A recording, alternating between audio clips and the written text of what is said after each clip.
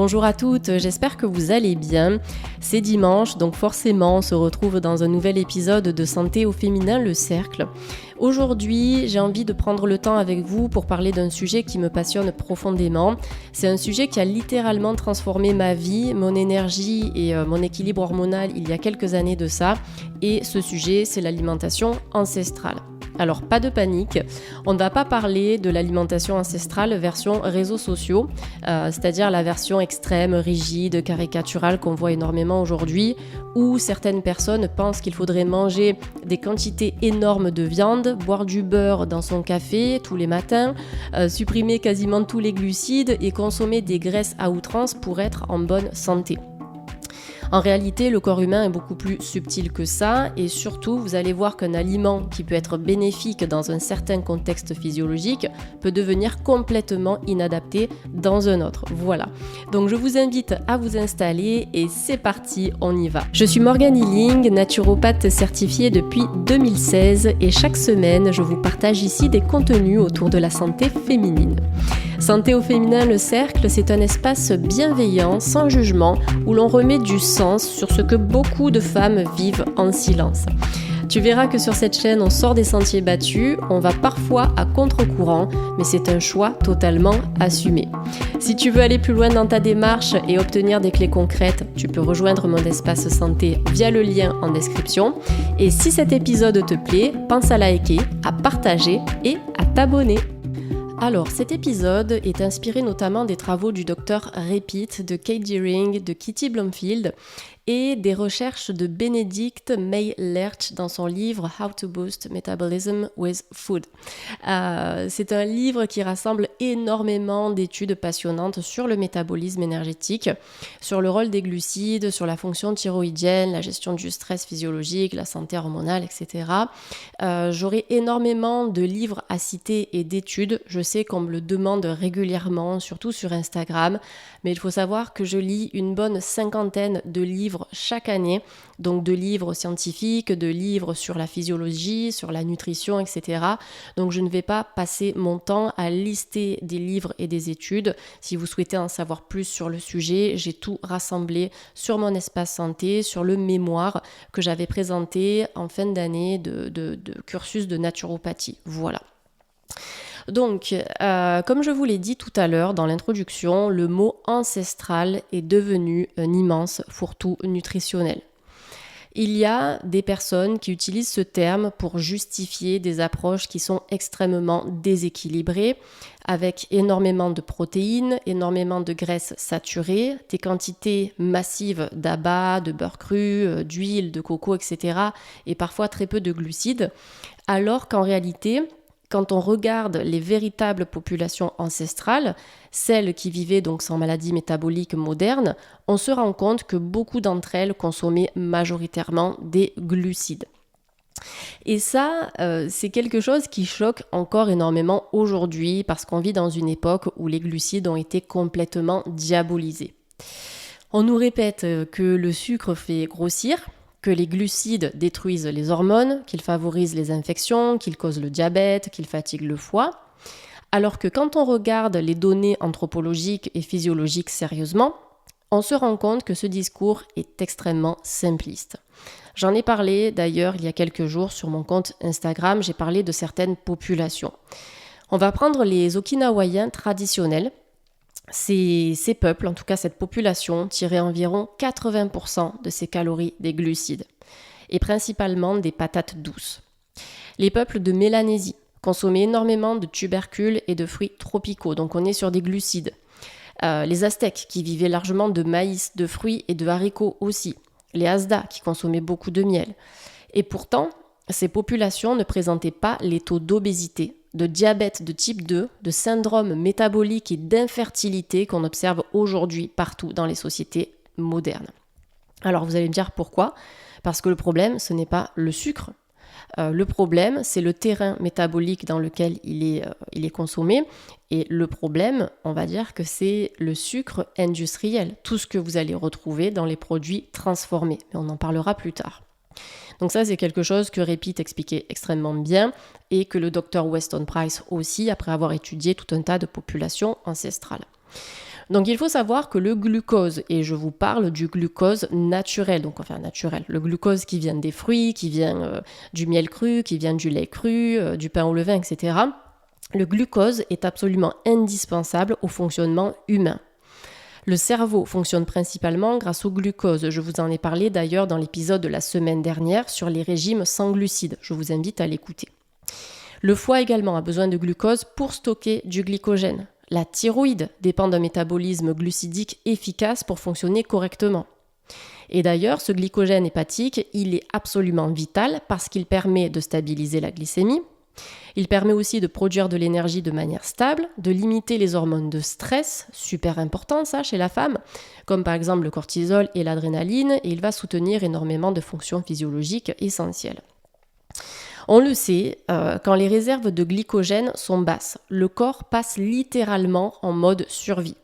Donc vous avez, surtout chez la femme, le cortisol qui va augmenter, l'adrénaline, ensuite la glycémie qui devient instable, le sommeil qui va se fragiliser, donc incapacité à s'endormir, vous allez aussi avoir des réveils nocturnes. La température corporelle qui baisse, donc vous allez avoir froid. Donc les personnes qui sont frileuses, ce ne sont pas en fait des personnes qui ont ce tempérament-là. Ce sont des personnes qui sont tout simplement déréglées par manque d'apport énergétique. Vous avez aussi la digestion donc, qui ralentit, les hormones qui se dérèglent et énormément de femmes vivent exactement dans cet état aujourd'hui sans même s'en rendre compte. Ou bien elles s'en rendent compte, mais elles ne savent pas quoi faire parce qu'elles suivent les recommandations donc, officielles, des légumes, etc. à profusion, on fait attention aux graisses, on fait attention aux glucides. En fait, on est en sous-apport calorique. Donc voilà, qu'est-ce qui va se passer ? Les femmes, elles vont souffrir de fatigue chronique, d'anxiété, d'irritabilité, de troubles hormonaux. Elles vont prendre du poids au niveau du ventre, des hanches, des cuisses. Elles vont souffrir de troubles digestifs, donc candidose par exemple, SIBO, etc. De troubles du sommeil, ça j'en vois tous les jours en consultation et ce que je vois le plus chaque semaine, ce sont les symptômes de la préménopause et de la ménopause. Donc en fait, on est face à des femmes qui vivent depuis des années dans une forme de restriction énergétique chronique parce qu'on leur a appris à avoir peur de manger. Manger moins, bouger plus. C'est du grand n'importe quoi, c'est une catastrophe comme je le dis souvent. Donc on apprend à ces femmes à réduire donc, les calories, à supprimer les glucides, à manger énormément de légumes, mais très peu d'énergie réelle, parce que les légumes ne vont pas vous apporter de l'énergie. Ce sont les glucides qui vont faire ça. Vous pouvez aussi obtenir de l'énergie par le biais des lipides et des protéines, mais ça va demander on va dire un processus d'adaptation de votre corps. Et qui dit adaptation dit stress. On va aussi demander aux femmes de contrôler en fait en permanence leur alimentation et qu'est-ce qui se passe ? Le corps finit par ralentir et là on a tout un tas de symptômes qui vont apparaître. Donc personnellement, je vais vous donner mon exemple. Aujourd'hui, mon alimentation, elle est ancestrale, adaptée à mon terrain. Elle est composée environ de 60% de glucides. Je vais mettre 30% de protéines dans mon assiette et 10% de lipides pour le soutien hormonal. Et honnêtement, à 35 ans aujourd'hui, je suis probablement en meilleure santé hormonale, digestive et métabolique que je ne l'étais à 20 ans, alors que j'ai souffert pendant plus de 10 ans de troubles chroniques. Alors pourquoi ? Parce qu'à un moment donné, j'ai arrêté de lutter contre ma physiologie. Je vais vous prendre l'exemple du métabolisme de base. Mon métabolisme de base, à moi, il est d'environ 1250 calories. Ce qui correspond en fait simplement à l'énergie minimale nécessaire pour réfléchir, respirer, marcher et maintenir mes organes en fonctionnement. Donc c'est juste le b.a.-ba. Donc 1250 calories, c'est déjà pas mal. Mais il y a des femmes qui n'atteignent même pas les 1000 calories par jour. Et ça, je le vois chaque semaine en consultation et elles pensent beaucoup manger. Donc pour en revenir à ce métabolisme de base, pour que mon corps puisse réellement assurer toutes ses fonctions, donc digérer, produire des hormones, dormir profondément, récupérer, maintenir une température corporelle stable, réguler le système nerveux, il a besoin de plus de 2000 calories par jour. Et c'est ce que je consomme aujourd'hui. Je suis entre 2000 et 2500 calories par jour. Je vais très bien. Je ne suis pas en surpoids. J'ai un corps qui est relativement fin, qui est tonique. Voilà. Et en fait, pour certaines femmes, ça pourrait choquer. Et moi, je le vois parce que c'est mon travail au quotidien. il y a tout un tas de femmes qui vivent largement en dessous de leurs besoins énergétiques réels.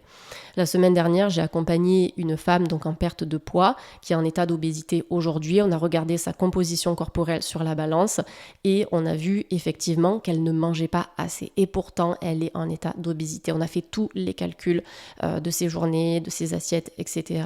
Et en fait, le corps est en mode survie. Donc forcément, il ne peut pas perdre de poids, il ne peut pas assurer ses fonctions. Il est dans cet état de stress permanent. Donc l'état de stress va favoriser le stockage.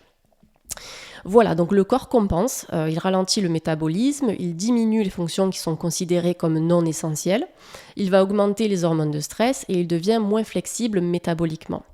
Donc c'est là qu'on arrive aussi à la question de la résistance à l'insuline. Je vous parle de tout ça parce que dans l'alimentation ancestrale telle que je la vois à titre personnel, je travaille avec les glucides en priorité. Je vous l'ai dit, pour moi, c'est 60% de glucides, 30% de protéines et 10% de lipides uniquement avec des produits ancestraux, donc des produits qui sont bruts, qui sont naturels, qui ne sont pas transformés. Voilà. Donc, c'est pour ça que j'ai envie de vous parler de ces glucides, donc les fruits mûrs, encore une fois, le miel non pasteurisé, le lait cru demi-écrémé, pour certaines personnes qui tolèrent le pain au levain, donc c'est un pain qui a fermenté, enfin une pâte qui a fermenté. Vous avez les pommes de terre aussi qui sont cuites à l'eau, vous allez ajouter un petit peu de beurre cru, etc. Donc ces personnes-là qui me parlent de la résistance à l'insuline, elles vont me dire il faut retirer les glucides pour traiter la résistance à l'insuline. Il faut retirer les glucides pour perdre du poids. Il faut augmenter à outrance la consommation de lipides ou faire du cétogène pour équilibrer les hormones. Sauf que ces personnes qui me consultent sont dans des états catastrophiques. En fait, on va dire qu'en réalité, ça aggrave le problème sur le long terme. Donc moins le corps reçoit de glucose, moins il devient efficace pour l'utiliser. Voilà. Et ce que Repeat expliquait, c'est que dans beaucoup de cas, le problème, c'est pas qu'il y ait trop de glucose dans le sang, mais plutôt que les cellules n'arrivent plus à l'utiliser correctement, ce glucose. Voilà. Et il y a aussi plusieurs travaux, notamment du docteur Repeat, qui montre que les acides gras polyinsaturés, donc ces acides gras qu'on retrouve de manière massive dans les huiles végétales, mais aussi dans les aliments transformés, les fritures, certaines graines et certains oléagineux, je vais y arriver, perturbent énormément la fonction mitochondriale, la sensibilité à l'insuline, la fonction thyroïdienne et le métabolisme énergétique global. Donc je pense à toutes ces femmes qui font du seed cycling, donc qui mangent des graines en excès, qui mangent des légumineuses en excès, qui mangent des céréales complètes qui sont riches en acides gras polyinsaturés, mais aussi en antinutriments. Donc je pense vraiment à toutes ces femmes qui consomment ce type de produits et qui, sans le savoir, perturbent leur état hormonal, perturbent la fonction de leurs cellules. C'est aussi de cette façon qu'on va prendre du poids, qu'on va ralentir le métabolisme. Donc le sucre n'est pas automatiquement le problème et tous les sucres ne se comportent pas de la même manière dans l'organisme. Donc quand on parle de l'alimentation ancestrale, on va aussi parler des fruits. Il y a énormément de populations qui consommaient des fruits et qui en consomment aujourd'hui aussi. Donc le fructose, qui est contenu naturellement dans les fruits mûrs ou dans le miel non pasteurisé, possède des propriétés métaboliques qui sont très intéressantes parce que ce fructose, il aide notamment le foie à reconstituer ses réserves de glycogène. Et il va limiter certaines réponses excessives de l'insuline lorsqu'il est consommé dans un contexte alimentaire cohérent. Donc c'est pour ça que les fruits sont des aliments profondément métaboliques et ce sont des aliments que je propose aussi dans mon approche en tant que naturopathe. Quand je parle d'alimentation ancestrale cohérente, je parle surtout d'une alimentation simple, nourrissante, digeste, riche en nutriments et surtout adaptée à la physiologie humaine. Il faut une alimentation qui soit profondément anti-stress pour le corps de la femme. Donc je le répète encore, des fruits mûrs, du miel non pasteurisé, du lait cru demi-écrémé lorsqu'il est bien toléré. Vous n'avez quasiment pas d'oestrogène dans le lait cru. Vous avez d'ailleurs beaucoup de progestérone, ce qui est très intéressant aussi pour la femme. Je recommande du riz blanc bien cuit. Et oui, du riz blanc.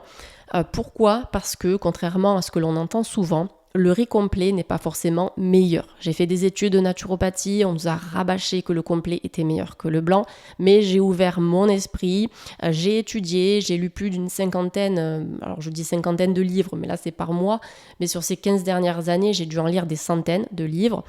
Donc j'ai modifié ma perception des choses, je l'ai appliqué sur moi, je l'ai appliqué aussi sur le terrain, donc auprès de mes consultantes. Et en fait, quand on est sur le terrain, on voit la différence, on voit ce qui fonctionne et ce qui ne fonctionne pas, ce qui est vrai et ce qui n'est pas vrai. Donc voilà, moi je préfère appliquer certaines choses pour me faire ma propre vision aussi, parce que les études, c'est bien beau. Ça reste du papier, on ne sait pas par qui ces études sont financées, est-ce que ça soutient les lobbies, est-ce que ça soutient la santé? Donc voilà, c'est important de se poser des questions. Pour moi, la recherche dans le milieu de la santé, elle est super importante. Donc pour en revenir à cette histoire de complet ou pas, dans le complet, vous avez énormément d'antinutriments. Ce sont des composés végétaux qui sont capables de limiter l'absorption de certains minéraux essentiels comme le zinc, le fer ou le calcium. Ces antinutriments, vous les retrouvez dans énormément de céréales complètes, dans les graines, dans les légumineuses et dans les oléagineux. Donc dans une alimentation qui est principalement végétale. Encore une fois, tout dépend du terrain digestif et métabolique, mais pour ces composés-là, je suis quand même catégorique, que ce soit pour moi ou pour les personnes que j'accompagne, je vais vraiment restreindre ces produits-là. Donc personnellement, je préfère largement des glucides digestes, bien assimilés, qui soutiennent réellement l'énergie cellulaire, plutôt qu'une obsession du complet qui finit par irriter donc l'intestin et par épuiser davantage le système digestif. Donc les pommes de terre cuites à l'eau, le beurre cru en petite quantité, l'huile de coco, l'huile d'olive, certains légumes de saison bien tolérés, vous avez les bouillons d'os, les viandes gélatineuses, tout ça fait partie selon moi d'une approche qui est beaucoup plus cohérente de l'alimentation humaine. Parce qu'aujourd'hui, on a aussi un autre problème, c'est la consommation excessive de viande musculaire seule, et ça on l'entend souvent dans l'alimentation ancestrale, il faut consommer plus de viande, consommer plus d'abats, etc. Alors, même lorsqu'elle est de très bonne qualité, cette viande, pour moi, elle est essentielle. Je parle de la viande de pâturage, pas de la viande de bœuf nourrie aux céréales. Traditionnellement, il faut savoir que les populations ancestrales, elles ne consommaient pas que de la viande musculaire. Elles consommaient aussi les tissus conjonctifs, les cartilages, la peau, les bouillons, donc en fait énormément de gélatine. Et la gélatine, elle est absolument essentielle parce qu'elle équilibre le profil en acides aminés. Elle va soutenir l'intestin, le foie, les articulations, la peau, les cheveux, les tissus conjonctifs, le sommeil, et elle va limiter les effets inflammatoires d'une consommation excessive de viande musculaire seule, même si la viande est de pâturage. Moi, je pense que pour certaines personnes qui me suivent depuis longtemps sur Instagram, etc., vous le savez, je suis pro produits animaux, donc la viande, le lait cru, etc., les fruits de mer, les poissons, tout ça. Mais c'est vrai qu'il faut aussi, encore une fois, adapter au terrain de chacun et adopter une alimentation qui est cohérente parce que trop de viande musculaire va avoir un effet inflammatoire, même si cette viande est de pâturage, je le répète encore une fois. Alors bien sûr, chez la femme en alimentation ancestrale, les graisses restent indispensables. Le cholestérol, c'est la base de la production hormonale. Si vous n'avez pas assez de cholestérol, vous n'avez pas de production de progestérone. D'accord ? Aucune production hormonale. Et encore une fois, le problème aujourd'hui, ce n'est pas uniquement le gras ou le sucre. Le problème, ce sont surtout les excès, les déséquilibres et le stress métabolique chronique. Donc n'oubliez pas, une alimentation ancestrale cohérente, ce n'est pas une alimentation extrême. C'est vraiment une alimentation qui soutient l'énergie cellulaire, qui va nourrir votre corps en profondeur, qui va respecter votre métabolisme, qui aide aussi votre système nerveux à sortir du mode survie et qui redonne enfin à votre corps les ressources nécessaires pour fonctionner correctement. Et quand le corps reçoit enfin, donc on va dire suffisamment d'énergie, suffisamment de glucides assimilables, de protéines adaptées, suffisamment de minéraux, il recommence à fonctionner de manière beaucoup plus fluide. Donc là, vous allez avoir le sommeil qui va revenir, la digestion qui va s'améliorer, les hormones qui vont se réguler, la température corporelle qui remonte, l'énergie qui revient. Et je crois profondément aujourd'hui qu'énormément de femmes ne manquent pas de motivation ou de discipline, elles manquent de carburant et c'est ça que l'alimentation ancestrale vous apporte aujourd'hui. Donc sur l'espace santé, je vous ai mis une checklist de tous les aliments que vous pouvez consommer dans l'alimentation ancestrale et des aliments que vous pouvez consommer de façon cohérente. Donc pas trop de glucides, pas trop de lipides, pas trop de protéines, vraiment un équilibre et ça c'est super important. Donc cette alimentation, elle vous apporte de la sécurité métabolique. Elle vous apporte de la sécurité métabolique. Vous n'allez pas prendre de poids, vous n'allez pas déclencher des symptômes particuliers. Vous allez vraiment redonner le carburant nécessaire à votre corps. Vous allez le soutenir dans son processus d'auto-guérison. Donc voilà pour l'alimentation ancestrale, on est vraiment sur des produits sains, sur des produits bruts, sur des produits locaux. On va faire des assemblages de cette façon-là, avec des fruits, avec différentes viandes, avec différentes graisses, avec des légumes, avec un petit peu de lait cru pour les personnes qui le tolèrent, avec certaines céréales. Je vous ai parlé du riz blanc bien cuit, du pain au levain aussi pour certaines personnes, des pommes de terre, etc. En fait, on est vraiment sur du brut. Et pour moi, aujourd'hui, la majorité des problèmes de santé viennent d'une alimentation qui est transformée, qui est ultra transformée, qui vient de la sédentarité, donc du manque d'activité physique, du stress chronique, de la pollution, de l'environnement. S'il y a un geste que vous répétez chaque jour, c'est le fait de vous alimenter. Voilà, donc pour moi, l'alimentation, c'est la base. J'ai déjà entendu des personnes me dire « oui, mais on ne peut pas tout faire avec l'alimentation ». C'est complètement faux. C'est vraiment ce que vous répétez au quotidien, matin, midi et soir, et parfois même plus que ça. Pour les personnes qui prennent des collations, donc c'est vraiment la base de la santé. Et à cette alimentation, forcément, vous allez aussi améliorer votre hygiène de vie, vous allez peut-être faire un peu plus d'activité. Et moi, je conseille personnellement le renforcement musculaire, mais ce n'est pas l'objet de cet épisode. Je vous en parlerai sûrement, je vais le noter dans mon petit carnet pour vous en parler. Mais voilà, c'est tout un contexte qui va faire que vous allez retrouver la santé progressivement. Et c'est vrai que je suis bien placée pour en parler parce que j'ai souffert de très très gros problèmes de santé pendant 10 ans. Donc à mes 19 ans, une époque où j'étais censée être bien pleine d'énergie, pleine de vie, et bien pof, ma santé a basculé. Et d'une certaine manière, ça m'a dirigée sur le chemin de ma mission de vie puisque je suis là aujourd'hui. J'essaye de vous aider au maximum avec toutes les connaissances que j'ai pu accumuler sur ces 15 dernières années. Voilà, des livres que j'ai lus, des études, l'expérimentation sur le terrain avec des milliers de personnes aussi que j'accompagne chaque année. Donc voilà, pour les personnes qui souhaitent aller plus loin, vous le savez, vous pouvez toujours rejoindre l'espace santé. Alors je reçois des mails de personnes qui me disent « oui, alors quand j'arrive sur l'espace, sur la page d'accueil, tout est en anglais ». Alors ce n'est pas en anglais, c'est juste que c'est une plateforme qui est américaine. Donc le montant de l'abonnement mensuel est noté en dollars, mais en fait ce sera automatiquement converti en euros. Vous avez juste 1 euro en moins. Donc à l'heure actuelle, l'abonnement est à 17 $ par mois, mais en euros ça vous fait à peu près dans les 16 € par mois. C'est un abonnement que vous pouvez supprimer quand vous le souhaitez. Enfin, vous pouvez quitter la plateforme quand vous le souhaitez. Il n'y a aucun engagement sur cet abonnement. Et sur la plateforme, vous avez tous mes protocoles santé, des protocoles de détox, des protocoles de reminéralisation. Vous avez des articles santé, vous avez tout un tas de recettes ancestrales, vous avez des remèdes médicinaux à préparer à la maison, vous avez des méditations aussi que j'ai enregistrées, des soins énergétiques pour l'aspect plus émotionnel aussi, qui sont enregistrés et que je propose en live tous les mois. Donc c'est vraiment une plateforme qui est extrêmement complète. Vous avez un chat aussi qui vous permet de communiquer avec moi. Donc c'est quand même un peu plus personnel et individualisé. J'essaye de répondre vraiment aux demandes de chacun, notamment en ce qui concerne les questions de santé que vous pouvez avoir. Voilà.